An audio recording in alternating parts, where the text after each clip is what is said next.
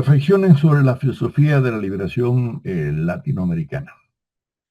Estas ideas o estas reflexiones que voy a presentar fueron elaboradas a mediados de los años 80, cuando yo iniciaba a estudiar esta corriente filosófica realmente para mí novedosa. Y lo que voy a presentar ahora fue una ponencia que presenté allá en el Congreso Interamericano de Filosofía de la Universidad, que fue en la Universidad de Guadalajara, en México, donde me invitó Leopoldo Sea. Y allí, con la presencia de Enrique Dussel, de Arturo de Roy, de Dussel, de varios, Horacio Ceruti, de muchos representantes, me acuerdo que era en el auditorio a Salvador Allende de la Universidad de Guadalajara, que todavía se sentían las réplicas del terremoto de septiembre, ¿no?, del 85, presenté estas reflexiones. Por lo tanto, estas reflexiones tienen un poco la impronta de aquellos mediados de años. Luego hubo otros trabajos nuestros que algunos ya están publicados en el canal de YouTube, sobre, por ejemplo, sobre Enrique Dussel, o sobre Leopoldo Sea, o sobre Roy y otros más. Y hay otros que vamos a ir presentando, ¿no?, sobre esta corriente filosófica latinoamericana. Ya en esa época decíamos que no era el fantasma del comunismo, ¿no?, el que recorría América Latina, como aquello que frase inicial que se inicia el manifiesto comunista, ¿no?, de Marx y Engels, ¿no?, sino era el tema de la corporalidad vampiresca, de la crisis económica, de la deuda externa. Ese era el tema principal, que luego se ha abandonado un poco, pero eso sigue existiendo, la famosa deuda eterna, como llamó Fidel Castro, no, la deuda externa, ¿no? Y había una época muy difícil, incluso en ese mismo año en Montevideo, en 85, una declaración de los parlamentarios latinoamericanos, ¿no?, sobre el tema de los peligros que tenía, ¿no?, la deuda externa para todos los países de América Latina, ¿no?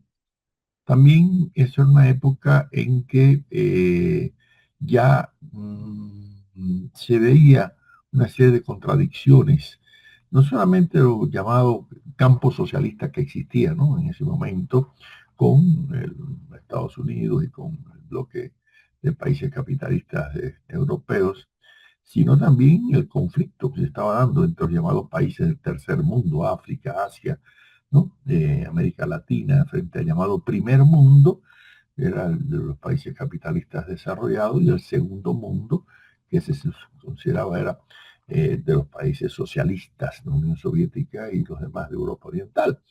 He sabido que algunos, cuando cae el muro de Berlín, cae la Unión Soviética, dicen, bueno, ya que desapareció el segundo mundo, pasamos del tercero al segundo. Pero bueno, eso es un eufemismo. Realmente la situación de los países del llamado tercer mundo no cambiaría categóricamente, ¿no? Ahora, nuestro análisis comenzó a estudiar, al ver esta filosofía de la liberación, ya desde inicio de los años 80, cuando ya yo había terminado mi tesis doctoral sobre el positivismo en América Latina, en la Universidad de Leipzig, ¿no?, en Alemania, que me puse a estudiar, ver cómo había estas otras corrientes, ¿no?, porque estaba buscando qué nuevos temas iba después del positivismo, ¿no?, a estudiar. Y tenía dos opciones: o dedicarme al tema del marxismo en América Latina, que lo hice posteriormente, o a ver esta corriente que me llamaba poderosamente la atención. Primero porque era una corriente que rescataba mucho el tema de la cultura latinoamericana, la identidad latinoamericana, ¿no? Y además se presentaba como una filosofía que rompía con la filosofía tradicional, y es verdad que lo hacía, ¿no? ¿Por qué? Porque la filosofía tradicional de corriente fenomenológica, existencialista, neotomista, lo que sea, se mantenía con cierta tradición. Y esta filosofía de la liberación, que ya vimos que sus antecedentes estaban en Leopoldo Sea, como planteamos en un video anterior, pero también en el peruano Augusto Salazar Bondi, también en el argentino Arturo Andrés Roy y otros que ya, ¿no? Aunque claro, el término de filosofía de liberación lo podemos remontar hasta José Vasconcelos, ¿no?, en los años 20 en México. O sea, ya el término existía, pero como preocupación y corriente propiamente va a aparecer más en los años 60, 70, ¿no? Y sobre todo cuando se reúnen en Mendoza una serie de alumnos de Roy, entre ellos Dussel, Ceruti y muchos otros, ¿no?, y convocan a un congreso, invitan a creo que es en el año 69, ¿no? Que hacen esa reunión. Y ahí, en esa época estaba tomando fuerza también, ¿no? La teología de la liberación. Por eso se van a unir, ¿no? Algunos de estos teólogos de la liberación y también algunos teóricos de la dependencia. Por eso esos tres corrientes tan significativas en la vida intelectual latinoamericana van a tener una génesis muy, muy articulada. Pero la filosofía de la liberación va a tener otros ingredientes. En primer lugar, hay una cosa importante y es que ellos van a tratar de romper, ¿no?, con la filosofía latinoamericana académica tradicional, ¿no? Esa filosofía que, aunque a veces manifestaba alguna propensión ideológica, sin embargo era muy recatada, ¿no? Muy limitada en cuanto a sus posturas políticas, ¿no? En algunos casos. Y por eso la filosofía de la liberación, lógicamente, va a tener una connotación muy política, ¿no? Desde el primer momento, ¿no? Y esto da lugar a que ella además se caracteriza por una postura muy radical, antiimperialista. Lo único que en ese antiimperialismo no solamente incluían al imperialismo norteamericano, también han llamado imperialismo soviético, entonces no llamaban, ¿no? Y por eso tenían una postura, yo diría, tercerista, en el sentido de no estar identificado ni con el imperialismo norteamericano ni con el imperialismo soviético, según ellos planteaban, ¿no? Ahora, en realidad, esta filosofía de la liberación se caracterizó bien por unas críticas profundas, ¿no?, al capitalismo, a la enajenación que produce la explotación, ¿no?, de los sectores obreros, y no solamente obreros, sino también ya más allá, en sectores indígenas, sectores marginales, la mujer, el tema, ¿no?, de la juventud. O sea que esta es una filosofía que se orienta no en el obrerismo clásico, ¿no?, del marxismo tradicional, sino hacia otros sujetos sociales, ¿no? ¿No? Y entonces, por una parte, como ella tiene unas fuentes nutritivas incluso en el hegelianismo, en el existencialismo, en el freudismo, en la fenomenología, en las ideas de Ernst Bloch, en la escuela de Frankfurt, la teoría crítica, pero también en el marxismo en general, ¿no? Pero no del marxismo-leninismo soviético, sino de un marxismo heterodoxo, llamado marxismo occidental, ¿no? Entonces, todos son ingredientes, ¿no?, de esa filosofía de la liberación que yo creo de una forma realmente inteligente fueron nutriéndose, ¿no?, de algunos de los núcleos racionales que hay en cada una de estas corrientes, y además fueron viendo que cada una de estas corrientes tenía una función ideológica marcada o oculta o velada, pero que siempre representaba intereses de sectores sociales y de los sujetos sociales, en el cual ya el obrero era uno más, pero estaba el campesino, el estudiante, el indígena, la mujer, el afrodescendiente, los pueblos víctimas del racismo, pero también los pueblos también del tercer mundo, del mundo neocolonial que se emancipaba desde los años 60, ¿no?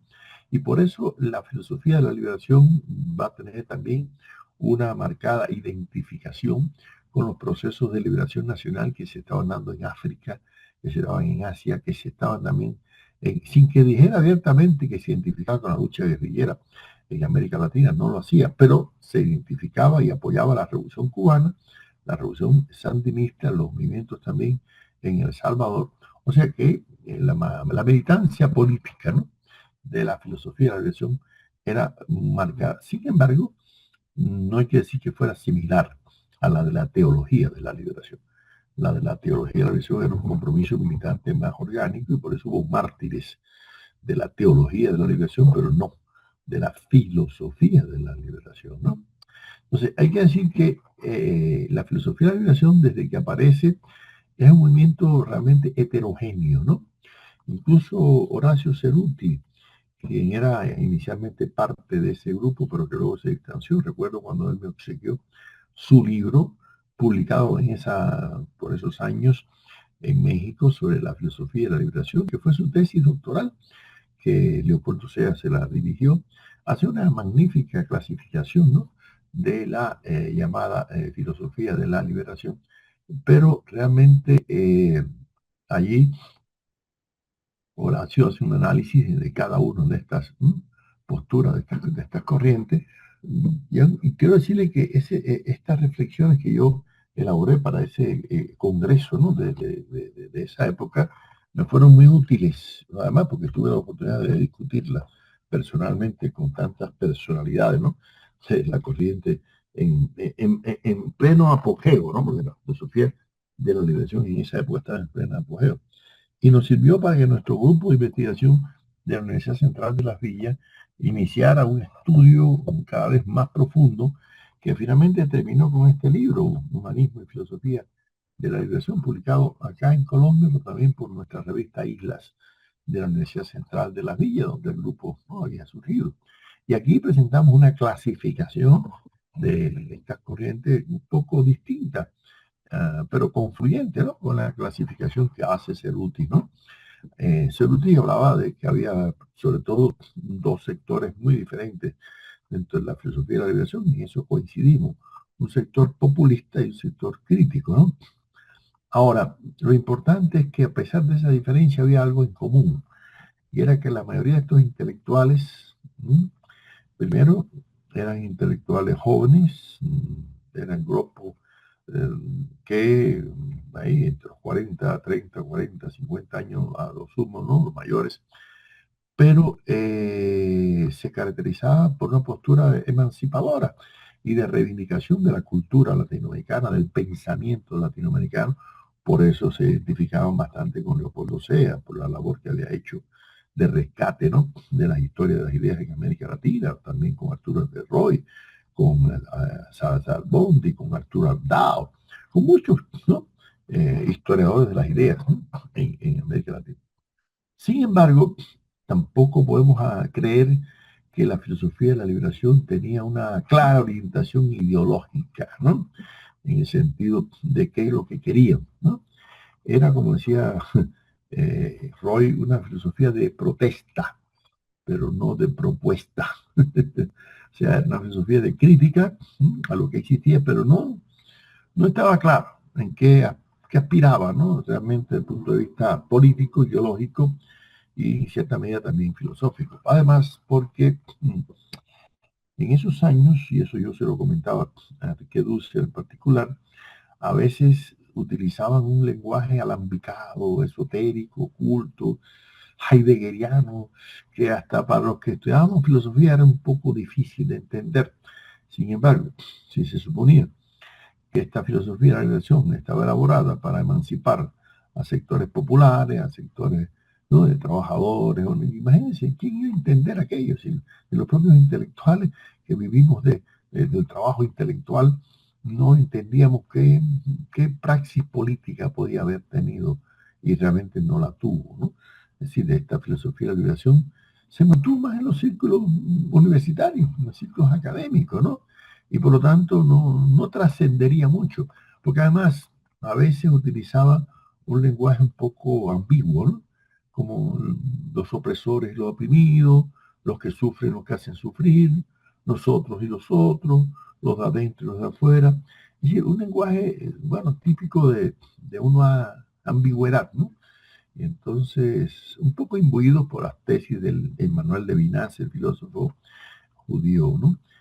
Francés, que planteaba también el tema de la alteridad, ¿no? Del otro, del rostro del pobre, que luego Dussel utilizaría, ¿no?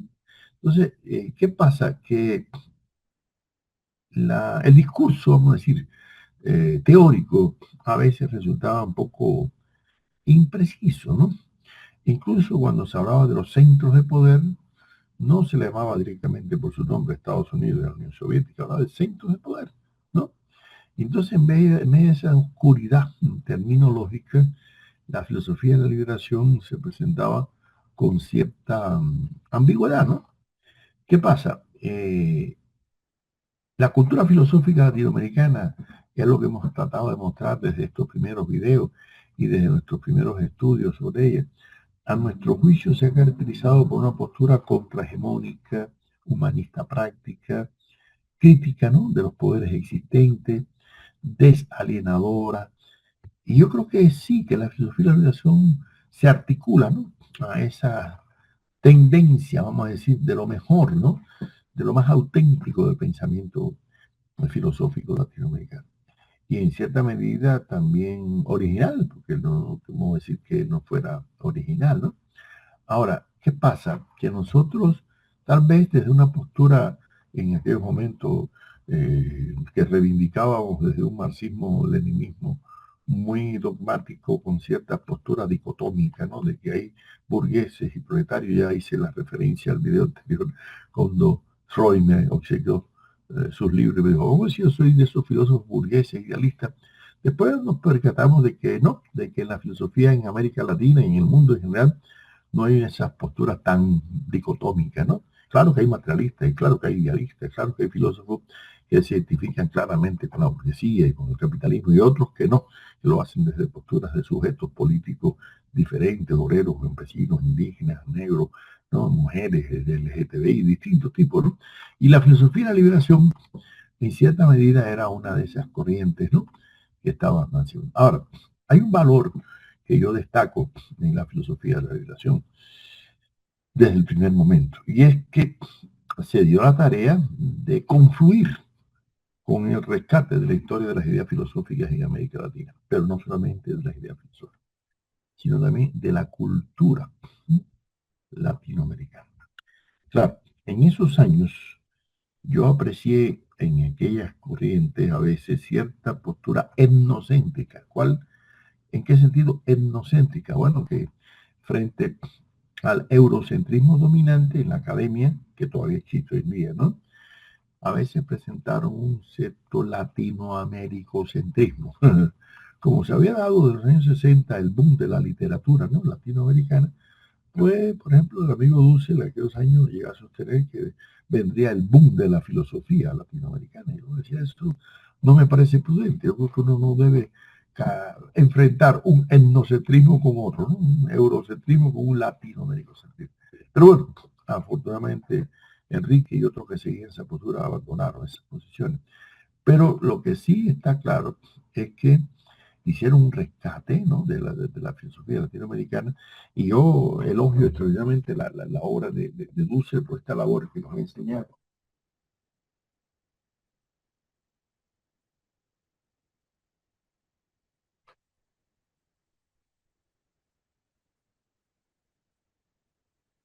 Este magnífico libro, ¿no?, que dirigió que Dussel con Eduardo Mendieta y con Carmen Boque, El pensamiento filosófico latinoamericano del Caribe y latino de 1300 al 2000, historia, corrientes, temas y filósofos políticos.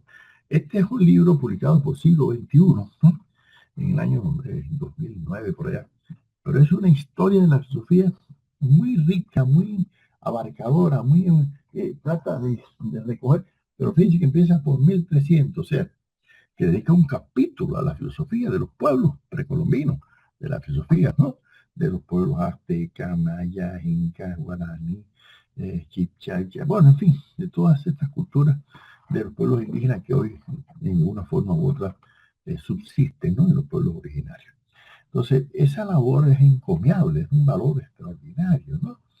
Ahora, además, se dieron a la tarea y es una labor importante, ¿no?, de que la filosofía latinoamericana se diera a conocer en Europa, en Estados Unidos, en África, en Asia, a celebrar congresos en todo el continente, en la India, en Ghana, en Alemania, en Francia, y además a dialogar con quién, con Apple, con Habermas, con Portiker, con grandes filósofos de la época que eh, discutían con la filosofía de la religión. Es decir, que la filosofía de la religión logró un estatus, vamos a llamarlo así, universal de reconocimiento, ¿no?, por parte de filósofos europeos muy importantes. Y además comenzó a traducirse al inglés, al francés, al alemán, al ruso, ¿me entiendes? Y eso que quiero decir, que alcanzó una trascendencia, ¿no? Por lo tanto, yo creo que ese sentido humanista que tiene la filosofía de la liberación, de identificación con sectores humildes de los pueblos, y ya no solo de América Latina, sino del tercer mundo, ¿no?, hacen hicieron digna, ¿no?, la labor filosófica, ¿no?, de esta, sobre todo porque trató de dar herramientas teóricas en el mundo académico, aunque no haya trascendido de ahí, no es así, a quienes comenzaban a estudiar filosofía en las facultades de las universidades latinoamericanas, y les abrió los ojos a muchos sectores jóvenes que vieron que la filosofía no era solamente, ¿no?, lo que nos acostumbraban a traer desde Estados Unidos o desde Europa, sino que también desde América Latina se podía estudiar y se podía, ¿no?, encontrar filósofos y filósofas, lo que es otra cosa. Le van a dar mucha importancia a la mujer, y sobre todo algunos, como el amigo cubano Raúl Forné Betancourt, que dedicó un libro a ese tema de las mujeres en la filosofía latinoamericana, pues, y que además se incorporó también a este movimiento de la filosofía de la liberación. Luego lo abandonaría, ¿no?, y desarrollaría toda su teoría de la filosofía intercultural, igual que Cerruti, que inicialmente fue parte de él, luego lo abandonaría para enfrentarse a una filosofía nuestroamericana, como él le ha llamado, ¿no? Pero bueno, en fin, todos tuvieron un punto de confluencia en los años 70, 80, ¿no?, sobre la necesidad de una filosofía de la liberación.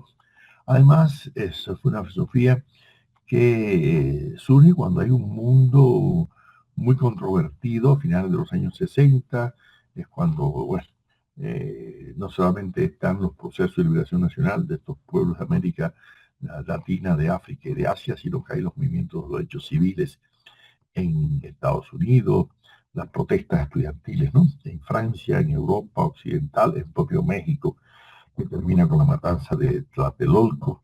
Entonces, una época de efervescencia, pero también de la invasión soviética a Checoslovaquia, de la intervención soviética en Afganistán, y todo eso da lugar, ¿no?, a serie de necesidad de pronunciarse, ¿no?, políticamente estos filósofos. Yo creo que las reflexiones que hice en aquellos mediados de los años 80 sobre filosofía de la liberación, y que tuve una oportunidad magnífica, porque no todo el mundo tiene la suerte de discutir directamente con los autores que está criticando. Yo, cuando hice mi tesis doctoral sobre Barona, nunca pude discutir con Barona, pero ahora que empezaba a estudiar a Leopoldo C., ahora Arturo Andrés Roy, a Enrique Duce, a cada uno de ellos, claro que tenía esos interlocutores vivos, y me intercambiaba con ellos libros. Duce me regaló la mayor parte de sus libros en aquel momento también, Cerruti también, Roy, Sea. Entonces, y además me volví a encontrar con frecuencia con ellos. Casi todos los años íbamos a México a otros congresos y nos encontrábamos, y no solamente en México, aquí en Colombia, en Argentina, después en el 87, un debate muy grande que tuvimos con los filósofos de la liberación argentinos en el Congreso de Córdoba. Entonces, ¿qué quiero te decir? Que estas reflexiones iniciales que tuve sobre la filosofía de la liberación, por supuesto que no todas las mantuve, ¿no?, durante la investigación que desarrollamos después con el grupo de pensamiento latinoamericano. Y ahora en próximos videos que vamos a dedicar también otros a Enrique Dussel o a otros representantes de estas corrientes, veremos que hay distintas posturas, es decir, que no es un movimiento homogéneo. La filosofía de la liberación es una filosofía que además hay que rescatar que está marcada también en cierta postura por la crítica a un marxismo dogmático, a una idea del comunismo soviético que ya Marcuse había criticado, ¿no? Y por eso con mucho respeto siempre trataron el tema del socialismo, porque no se identificaban abiertamente así con el socialismo. Ya después sí, ya después Enrique Dussel va abiertamente a identificarse con el marxismo y con el socialismo. Bueno, ya lo vimos en el caso de Leopoldo Sea, que lo hace también, Roy también lo hace, Cerruti, y la mayoría de ellos. Pero otros que inicialmente, como el nicaragüense Alejandro Serrano Caldera, que estaba también identificado inicialmente con este movimiento, y hay tantos otros, ¿no?, que no solamente en América Latina, en Europa, Estados Unidos, Norteamérica, se identificaban, sin embargo mantenían, ¿no?, una postura algo cuestionable, ¿no?, con relación al socialismo y al marxismo. Pero bueno, para concluir, en definitiva, esta corriente de pensamiento filosófico que surgió en América Latina, que es un producto, yo diría, indirecto o no sé si directo de la labor que desarrollaron tantos filósofos de la primera mitad del siglo XX que hemos visto desde Vasconcelos, todo aquello, ¿no? Cole, etcétera, Alejandro Ingeniero, Varona, que destacaban la vida filosófica latinoamericana, la importancia de la vida filosófica latinoamericana, pero sobre todo por haberse caracterizado por una postura, vamos a decir, electivista, como decían aquellos jesuitas mexicanos del siglo XVIII, ¿no? De elegir lo mejor de otras corrientes filosóficas y elaborar una filosofía propia, una filosofía que se adecuara, que se atemperara, que fuera expresión de la realidad política, social, cultural, ¿no? Latinoamericana. Por eso yo creo que independientemente de que podamos coincidir totalmente o no con esta corriente, yo creo que nosotros tuvimos más coincidencia que distanciamientos. Digo nosotros, digo yo, personalmente. Y cuando digo tal, incluso en ocasiones me identificaron también con la filosofía de la liberación. Una vez fui a un congreso en Bolivia en 87, por ahí, yo aparecía como uno de los representantes, ¿no?, de la filosofía de la liberación. Yo no me puse bravo, por supuesto, ¿no?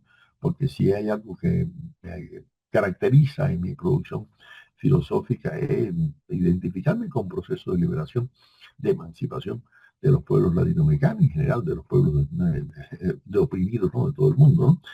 Pero no se trata del tema de clasificación, se trata del tema de posturas filosóficas, de elaboración teórica, de reflexiones racionales, pero también de identificación ideológica, ¿no?, con procesos emancipadores y sobre todo de ese humanismo práctico que tanto hemos destacado, ¿no?, en la vida filosófica latinoamericana.